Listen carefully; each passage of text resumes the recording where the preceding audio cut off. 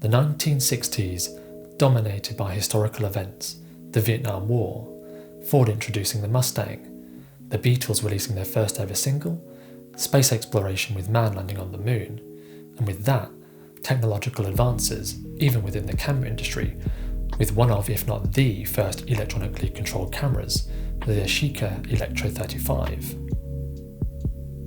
The original Electro 35 was released in 1966 and didn't look all too different from the GSM model I have here. Yashica then went on to release several other models after the original, including the GT, the GS, GTN, the GSN, and ending with the GX in 1975, with all models being fitted with a 45mm f1.7 lens. The camera also came with a close-up attachment, which allows you to focus as close as 44cm instead of the normal 80. But what makes the Electro 35 so special is its stepless shutter speeds being controlled electronically, with the camera operating in aperture priority. A cadmium sulfide photoresistor on the front measures ambient light, which actually then controls the shutter speeds. An ISO dial at the top sets the film speed, but instead of that being controlled electronically, two-bladed diaphragm windows open and close over this resistor.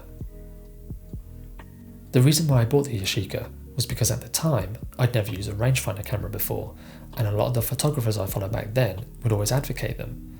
It was during a time when I was really into street photography, and people would always say how rangefinders were good at anticipating things entering the frame, because the viewfinder would often show more than what the image would capture.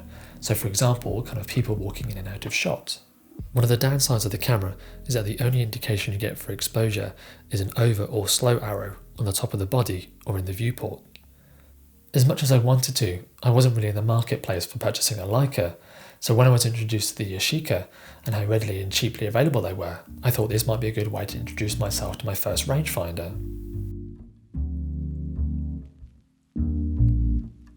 So I've just arrived at the coast and it's just gone 8 o'clock.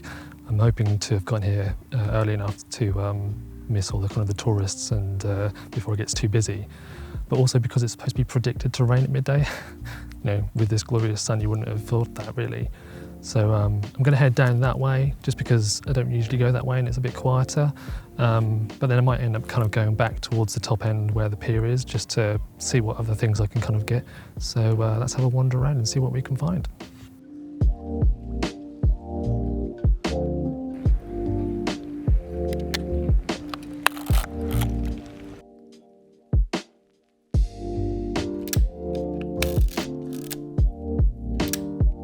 So I've been using the camera for a little bit now, and the one thing I do like is the viewfinder. Even as a glasses wearer, you can still easily see the frame lines through the shot. The rangefinder patches are pretty good also. However, when you kind of go into shaded areas, it does become a bit dim and harder to see. However, it's not completely invisible that you can't focus. Another issue is that when the sun directly is coming down on top of it, the slow and over arrows seem to illuminate in the viewfinder, so that can be harder to kind of determine whether the camera is telling you if it's under or overexposed. The ergonomics actually pretty good considering the age, you know, and it's not got a grip or anything, but it's still kind of comfortable to kind of hold in your hand while wandering around. Another issue is on the bottom, the film release.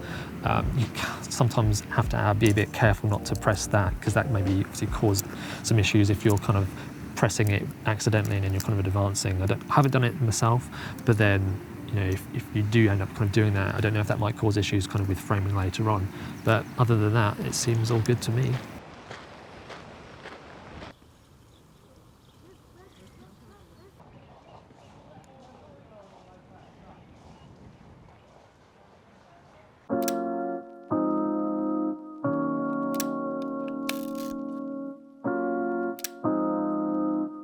The one good thing about the camera is if the rangefinder patch isn't visible, at least you can use the hyperfocal distance scale on the lens.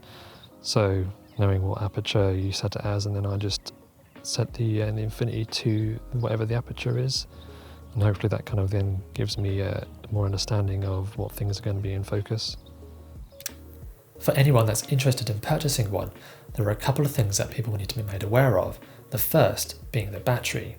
The camera actually used to use a mercury battery, however these have been discontinued due to health issues.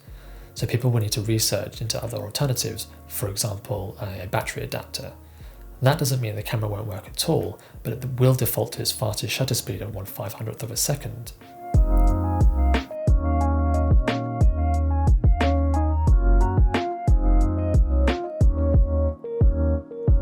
The second hurdle, and more problematic, is something called the pad of death.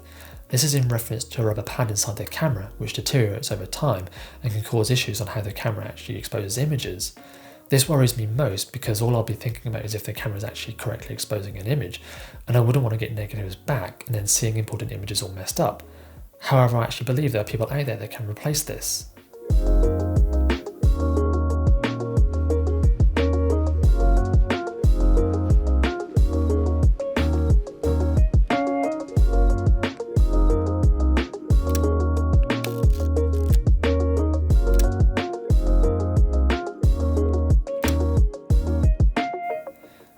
However, as I've moved away from 35mm, I haven't used it for some time, and that being said, it still might not be my first pick, as I think I would just prefer something even more compact that fits in my front trouser pocket.